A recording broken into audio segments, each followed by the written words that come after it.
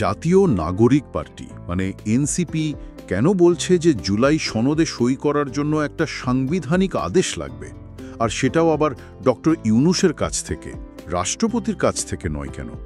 এই যে সম্প্রতি প্রধান উপদেষ্টার সাথে তাদের একটা বৈঠক হলো, সেখানে আর কি কথা উঠে এলো? চলুন আজ এই ব্যাপারগুলো একটু গভীরে গিয়ে দেখি। হ্যাঁ, অবশ্যই। আজকের আলোচনার ভিত্তিটা হচ্ছে একটা রিসেন্ট নিউজ রিপোর্ট। জাতীয় নাগরিক পার্টি মানে এনসিপির আহ্বান নাহিদ ইসলামের নেতৃত্বে একটা টিম দেখা করেছিল অন্তর্বর্তী সরকারের প্রধান উপদেষ্টা ডক্টর মোহাম্মদ ইউনূসের সাথে। ও আচ্ছা। তো সেই বৈঠকের পর নাহিদ ইসলাম একটা প্রেস ব্রিফিং করেন। 22 অক্টোবর মানে এই বুধবার বিকেলে রাষ্ট্রীয় অতিথি ভবন যমুনাতে মিটিংটা হয়েছিল। সেই ব্রিফিংয়ের ডিটেলস নিয়েই আজকের কথা। বেশ, তাহলে আমাদের উদ্দেশ্যটা পরিষ্কার। এই রিপোর্টের ভিত্তিতে আমরা বোঝার চেষ্টা করব এনসিপি ঠিক কি চাইছে, তাদের দাবিগুলো কি, কেন এই জুলাই সনদ নিয়ে এত টানাপোড়েন, আর ধরুন নির্বাচন কমিশন বা প্রশাসন নিয়ে বা তাদের এত চিন্তা কেন। পুরো ছবিটা বোঝার চেষ্টা আর কি। একদম। তো শুরুতেই আসি ওই সবচেয়ে ইন্টারেস্টিং পয়েন্টটায়, সাংবিধানিক আদেশ। ঠিক কি এটা, কেন চাইছে? দেখুন, এনসিপির মূল কথাটা হলো জুলাই সনদ তো একটা চুক্তি, কিন্তু শুধু কাগজে থাকলেই তো হবে না। এটা আসলে কিভাবে প্রয়োগ হবে, মানে ইমপ্লিমেন্টেশনটা কিভাবে হবে, তার একটা পরিষ্কার গ্যারান্টি দরকার। গ্যারান্টি মানে একটা নিশ্চয়তা। আর সেই নিশ্চয়তা পেলেই তারা বলছে তারা সনদে সই করবে। এই নিশ্চয়তা হিসেবেই তারা চাইছে যে প্রধান উপদেষ্টা ডক্টর মোহাম্মদ ইউনূস সরকার প্রধান হিসেবে নিজে একটা সাংবিধানিক আদেশ বা নির্দেশ জারি করুন। এখানেই তো আমার খটকা রাখছে। সাধারণত এ ধরনের আদেশ তো রাষ্ট্রপতির দেওয়ার কথা, তাই না? সংবিধান অনুযায়ী। তারা ডক্টর ইউনূসের কথা কেন বলছে সুনির্দিষ্টভাবে? যুক্তিটা কি তাদের? এটা কি একটু অন্যরকম শোনাচ্ছে না? হ্যাঁ, যুক্তিটা একটু অন্যরকম তো বটেই। এনসিপির লজিকটা আসছে আসলে জুলাই গণ অভ্যুত্থানের প্রেক্ষাপট থেকে। তারা বলছে ওই অভ্যুত্থানটা ছিল জনগণের সার্বভৌম ক্ষমতার একটা বহিঃপ্রকাশ। আচ্ছা। এবং সেই ম্যান্ডেটটা নিয়ে ডক্টর ইউনূসই এখন জনগণের ক্ষমতার একমাত্র বলা যায় বৈধ প্রতিনিধি। তাদের মতে আমাদের যে বর্তমান সংবিধান, সেটা অনুযায়ী রাষ্ট্রপতির কোনো সংবিধান বহির্ভূত আদেশ দেওয়ার ক্ষমতা আসলে নেই। যেহেতু জুলাই সনদ বা এর বাস্তবায়ন প্রক্রিয়াটা সরাসরি সংবিধানের অংশ না, এটা তো এসছে গণঅভ্যুত্থান থেকে। তাই এই সংক্রান্ত আদেশ দেওয়ার মানে নৈতিক এবং রাজনৈতিক যে এখতিয়ার, সেটা ডক্টর ইউনূসেরই আছে, রাষ্ট্রপতির নয়। এই আইনি আর রাজনৈতিক ব্যাখ্যাটাই তারা প্রধান উপদেষ্টাকে বুঝিয়ে বলেছেন। তার মানে তারা বলতে চাইছে ডক্টর ইউনূসের যে ম্যান্ডেট, সেটা গণঅভ্যুত্থান থেকে পাওয়া এবং সেটা সাংবিধানিক কাঠামোর ঊর্ধ্বে বা সমান্তরালে কাজ করতে পারে। এটা তো সাংবিধানিক দিক থেকে একটা বেশ বড় প্রশ্ন তুলে দেয়। বৈঠকে কি এই নিয়ে আরও কথা হয়েছে? মানে এটা কি আদৌ সম্ভব? হ্যাঁ, এই দাবিটা নিয়ে আলোচনা হয়েছে। তবে এর ফলাফল কি হবে বা ধরুন প্রধান উপদেষ্টা নিজে কি ভাবছেন, সেটা রিপোর্টে পরিষ্কার করে বলা নেই। কিন্তু মিটিংয়ে আরেকটা জিনিস ক্লিয়ার হয়েছে, সেটা হলো নোট অফ ডিসেন্ট নিয়ে। ওই যে ভিন্নমত সহ সই করার ব্যাপারটা। ঠিক, অনেকে ভাবছিলেন যে সনদের কোনো অংশে যদি কারো আপত্তি থাকে, তাহলে হয়তো নোট অফ ডিসেন্ট দিয়ে সই করার একটা অপশন থাকবে। কিন্তু বৈঠকে নাকি মোটের উপর সবাই একমত হয়েছেন যে সনদের সাথে নোট অফ ডিসেন্ট দিলেও, মানে ভিন্নমত পোষণ করে স্বাক্ষর করলেও, সেটার আসলে তেমন কোনো কার্যকারিতা থাকবে না। আচ্ছা, তাহলে এনসিপির মতে সনদ সইয়ের প্রক্রিয়াটা শেষমেশ কি দাঁড়াচ্ছে? তারা কি কোনো পথ দেখিয়েছে? তাদের প্রস্তাবিত পথটা হলো জুলাই সনদের যে মূল বিষয়গুলো, মানে কোর ইস্যুগুলো, সেগুলোকে সরাসরি গণভোটে দেওয়া হোক। গণভোট? ইন্টারেস্টিং। হ্যাঁ, জনগণ যদি সেগুলোকে অ্যাপ্রুভ করে, সেই ম্যান্ডেটের ভিত্তিতে পরবর্তী যে নির্বাচিত সংসদ আসবে, তারা একটা নতুন মানে সংস্কার করা সংবিধান তৈরি করবে। এর আগে একটা ঐকমত্য কমিশন সুপারিশ দেবে। সেই সুপারিশের ভিত্তিতে সরকার কিভাবে এগোবে তার উপর নির্ভর করছে এনসিপি সই করবে কিনা। তারা চাইছে সরকার যেন মানে স্বচ্ছভাবে, যুক্তিসঙ্গতভাবে সনদ বাস্তবায়নের পথে হাঁটে, নিছক রাজনৈতিক চাপে পড়ে নয়। বেশ জটিল কিন্তু লজিক্যাল একটা প্রক্রিয়ার কথা বলছে তারা। আচ্ছা, এই সনদের সাংবিধানিক প্যাচের বাইরেও তো আরও সিরিয়াস কিছু বিষয় নিয়ে কথা হয়েছে বৈঠকে। যেমন ধরুন জুলাই শহীদ আর আহতদের বিচারের প্রসঙ্গটা। এখানে এনসিপির কি মত? এখানে তাদের অবস্থানটা একটু মিশ্র। মানে একদিকে তারা বেশ খুশি, আন্তর্জাতিক অপরাধ ট্রাইব্যুনালে জুলাইয়ের ঘটনায় মানবতা বিরোধী অপরাধের অভিযোগে সেনাবাহিনীর কিছু সদস্যকে যে বিচারের আওতায় আনা হচ্ছে বা আনার প্রক্রিয়া শুরু হয়েছে, এটার জন্য তারা সরকারকে আর ট্রাইব্যুনালকে ধন্যবাদ জানিয়েছে। এটাকে তারা দেখছে ন্যায় বিচারের পথে একটা বড় স্টেপ হিসেবে। হ্যাঁ, সেটা তো অবশ্যই একটা পজিটিভ দিক, কিন্তু তাদের একটা বড় কিন্তু আছে, তাই না? ঠিক ধরেছেন, তাদের আসল উদ্বেগটা অন্য জায়গায়। সারা দেশে জুলাই শহীদ পরিবার আর আহতদের পক্ষ থেকে যে প্রায় ৮০০-র বেশি মামলা করা হয়েছে, সেই মামলাগুলোর ভবিষ্যৎ কি, মানে কি হবে ওগুলোর? ৮০০-র বেশি মামলা, সংখ্যাটা তো বিশাল। হ্যাঁ, আর রিপোর্টে বলা হয়েছে এনসিপি প্রধান উপদেষ্টার কাছে এই উদ্বেগটা জানিয়েছে যে বিভিন্ন পত্রপত্রিকায় নাকি খবর আসছে এই মামলাগুলোর অনেক আসামি জামিনে বেরিয়ে গেছে। জামিনে? হ্যাঁ, জামিনে বেরিয়ে এসে বাদীপক্ষকে, মানে শহীদ পরিবার বা আহত যারা, তাদের নানাভাবে হুমকি দিচ্ছে, ভয় দেখাচ্ছে। এটা যদি সত্যি হয় তাহলে তো অবস্থাটা খুবই খুবই চিন্তার। শুধু চিন্তার না, এটা তো বিচার প্রক্রিয়াটাকেই হুমকির মুখে ফেলে দেয়। তাহলে এনসিপি কি চাইছে এই ব্যাপারে? শুধু উদ্বেগ জানিয়েই কি শেষ? না না, তারা বেশ সুনির্দিষ্ট দাবি জানিয়েছে। তারা বলছে সামনে যে নির্বাচন, তার আগে এই ৮০০+ মামলার বিচারের একটা ক্লিয়ার রোডম্যাপ বা কর্মপরিকল্পনা পাবলিশ করতে হবে। রোডম্যাপ মানে কবে বিচার হবে, কিভাবে হবে? শুধু তাই না, রোডম্যাপে থাকতে হবে শহীদ পরিবার ও আহতদের নিরাপত্তা কিভাবে নিশ্চিত করা হবে, বিচার প্রক্রিয়াটা কতদিনের মধ্যে শেষ হবে, কোন পদ্ধতিতে হবে, এই সব কিছুর বিস্তারিত উল্লেখ। এটা তাদের একটা অন্যতম প্রধান দাবি। তারা মনে করে এটা সরকারের নৈতিক দায়িত্বের মধ্যে পড়ে। খুবই যুক্তিসঙ্গত দাবি। নিরাপত্তা নিশ্চিত না হলে তো কেউ মুখই খুলতে চাইবে না।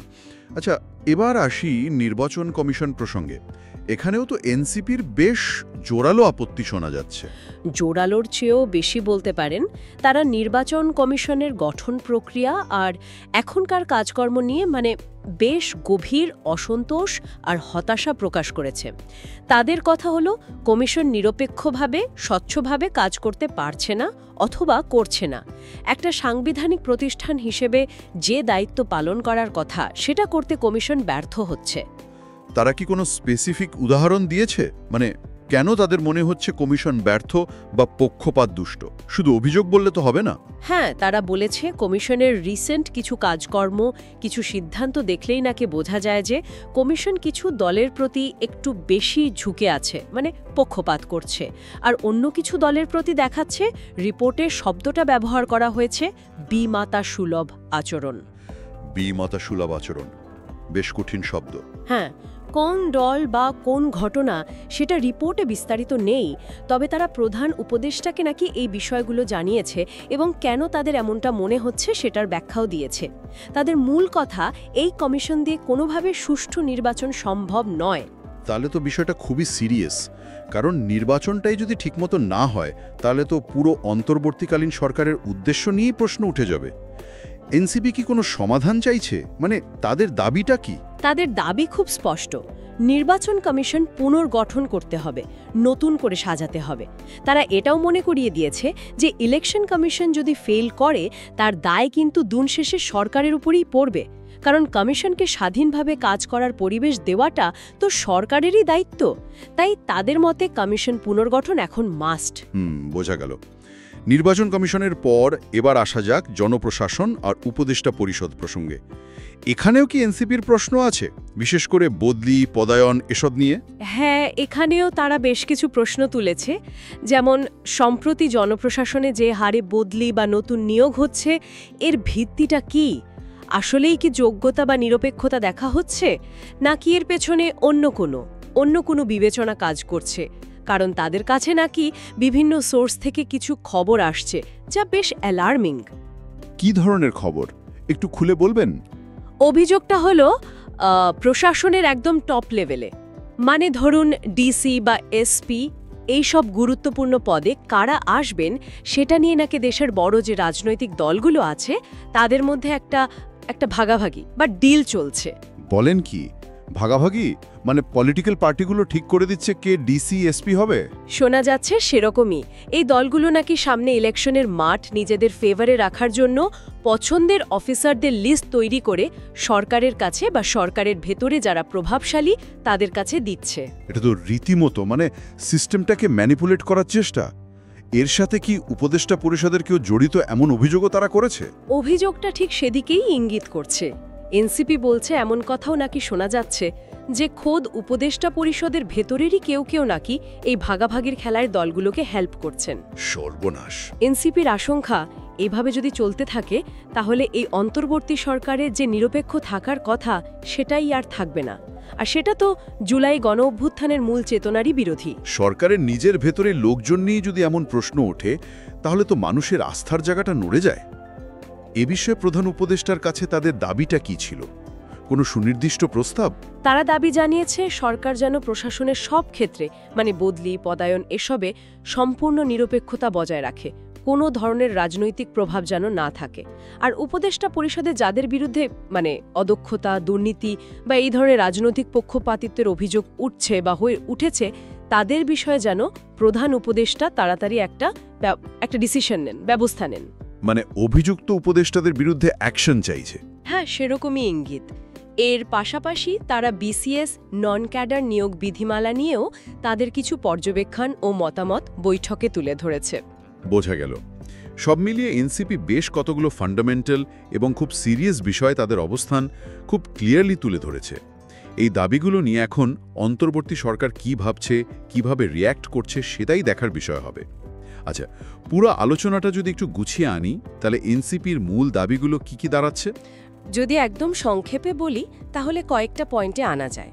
জুলাই সনদ বাস্তবায়ন করতে হলে ডক্টর ইউনূসের ব্যক্তিগত ক্ষমতা থেকে একটা সাংবিধানিক আদেশ আসতে হবে, রাষ্ট্রপতির নয়। এটা হলো গ্যারান্টি। জুলাই শহীদ আর আহতদের যে ৮০০-র বেশি মামলা আছে সেগুলোর দ্রুত বিচার করতে হবে। আর নির্বাচনের আগেই তাদের নিরাপত্তা নিশ্চিত করে একটা পরিষ্কার বিচারিক রোডম্যাপ দিতে হবে। আচ্ছা। ৩. বর্তমান নির্বাচন কমিশন নিয়ে যেহেতু মারাত্মক প্রশ্ন উঠেছে তাদের নিরপেক্ষতা নিয়ে, তাই এটাকে পুনর্গঠন করতে হবে। জনপ্রশাসনে সব ধরনের রাজনৈতিক প্রভাব বন্ধ করতে হবে, বদলি পদায়ন হতে হবে নিরপেক্ষভাবে। আর উপদেষ্টা পরিষদে যাদের বিরুদ্ধে অভিযোগ আছে তাদের বিষয়েও ব্যবস্থা নিতে হবে। এই দাবিগুলোর গুরুত্বটা কোথায়? এগুলো কি শুধু এনসিপির দলীয় দাবি নাকি এর চেয়েও বড় কোনো মেসেজ আছে এখানে? অবশ্যই এর তাৎপর্য অনেক বেশি। এই দাবিগুলো কিন্তু একদিকে জুলাই গণ অভ্যুত্থানের পর মানুষের যে আশা আকাঙ্ক্ষা ছিল, মানে স্বচ্ছতা, ন্যায় বিচার, একটা ফেয়ার ইলেকশন, সেগুলোরই কথা বলছে। ঠিক। আবার অন্যদিকে এগুলো চোখে আঙুল দিয়ে দেখিয়ে দিচ্ছে যে অন্তর্বর্তীকালীন সরকারের সামনে চ্যালেঞ্জগুলো আসলে কত বড়। বিশেষ করে একটা সুষ্ঠু নির্বাচনের মাধ্যমে শান্তিপূর্ণভাবে গণতন্ত্রে ফেরার অর্থে এই ইস্যুগুলো যে কতটা বাধা হয়ে দাঁড়াতে পারে সেটা স্পষ্ট হচ্ছে। এনসিপির এই শক্ত অবস্থান নিঃসন্দেহে সরকারের ওপর একটা বিরাট চাপ তৈরি করবে তাদের দেওয়া কথাগুলো রাখার জন্য। ন্যাশনাল ম্যান্ডেট ব্যবহার করে সাংবিধানিক প্রথার বাইরে গিয়ে অর্ডার দিন, মানে তার লিডারশিপের ওপর এক ধরনের আস্থা দেখাচ্ছে। আবার একই সঙ্গে তার নিজের টিমের লোকজনের বিরুদ্ধেই মানে উপদেষ্টা পরিষদের একাংশের বিরুদ্ধেই পক্ষপাত বা ডিল করার মতো মারাত্মক অভিযোগ তুলছে। এই যে আপাত একটা কন্ট্রাডিকশন, এটার মানে কি? এটাই কিন্তু এই মুহূর্তের রাজনীতির সবচেয়ে জটিল আর ভাবনার বিষয়। এটা আসলে অন্তর্বর্তী সরকারের একেবারে ভেতরের যে পাওয়ার ইকুয়েশন, মানে ক্ষমতার সমীকরণ, সেটা নিয়ে একটা বিরাট প্রশ্ন তুলে দিচ্ছে। একদিকে চিফ অ্যাডভাইজারের পার্সোনাল ক্যারিশমা বা ম্যান্ডেটের উপর ভরসা, অন্যদিকে তার চারপাশের যে সিস্টেম, যে টিম, তাদের নিয়েই গভীর সন্দেহ আর চিন্তা। হ্যাঁ, ঠিক। এই যে ভেতরের টানাপোড়েন, তার সাথে বাইরে থেকে বিভিন্ন রাজনৈতিক দল বা সিভিল সোসাইটির চাপ, এই সব কিছু মিলে সামনে যে নির্বাচন বা নতুন সংবিধান তৈরির কাজগুলো, সেগুলো যে কতটা কঠিন পথের মধ্য দিয়ে যাবে তার একটা পরিষ্কার ইন্ডিকেশন কিন্তু পাওয়া যাচ্ছে। অর্থাৎ ব্যাপারটা এমন দাঁড়াচ্ছে যে ডক্টর ইউনূসকে একদিকে দেখা হচ্ছে পরিবর্তনের আশার আলো হিসেবে, কিন্তু অন্যদিকে তার সরকার চালানোর যে যন্ত্র বা টিম, তাদের এফেক্টিভনেস আর নিউট্রালিটি নিয়েই প্রশ্ন উঠছে খোদ সমর্থক দলগুলোর ভেতর থেকেই। এই ডাবল প্রেশার সামলে অন্তর্বর্তী সরকার কিভাবে এগোবে তার উপরই হয়তো নির্ভর করছে দেশের ফিউচার পলিটিক্যাল ডিরেকশন। একেবারে তাই। জুলাই সনদের ঠিকঠাক বাস্তবায়ন, সব দলের অংশগ্রহণে একটা ফ্রি অ্যান্ড ফেয়ার ইলেকশন করা, আর সবচেয়ে বড় কথা গণ অভ্যুত্থানের আকাঙ্ক্ষা অনুযায়ী একটা রিফর্ম নতুন সিস্টেমের দিকে যাওয়া, এই সবগুলো এখন ডিপেন্ড করছে এই জটিল ইন্টারনাল আর এক্সটার্নাল ইকুয়েশনগুলোর উপর। এনসিপির এই মিটিং আর তাদের তোলা দাবিগুলো সেই পথের একটা খুব গুরুত্বপূর্ণ বাঁক হিসেবে থেকে যাবে মনে হচ্ছে। আজকের এই আলোচনা থেকে অন্তর্বর্তী সরকারের চ্যালেঞ্জগুলো এবং এনসিপির অবস্থানটা বেশ পরিষ্কার হলো। তাদের দাবিগুলো একদিকে যেমন জুলাই আন্দোলনের স্পিরিটটাকে ধরে রাখছে, তেমনি সামনে ইলেকশনকে মাথায় রেখে পলিটিক্যাল ক্যালকুলেশনেও নতুন ডাইমেনশন যোগ করছে। এখন দেখার বিষয় সরকার এই দাবিগুলোকে কিভাবে নেয় আর কি স্টেপ নেয়। এবং সেই পদক্ষেপগুলোর উপরই আসলে নির্ভর করবে পলিটিক্যাল স্টেবিলিটি আর ডেমোক্রেটিক ট্রানজিশনের ভবিষ্যৎ। বিষয়গুলো নিয়ে নিঃসন্দেহে আরও অনেক কথা বলার অবকাশ আছে। অবশ্যই ভবিষ্যতের আলোচনাগুলোতে আমরা নিশ্চয়ই এই বিষয়গুলোর আরও গভীরে যাব। আজকের মতো এখানেই শেষ করছি।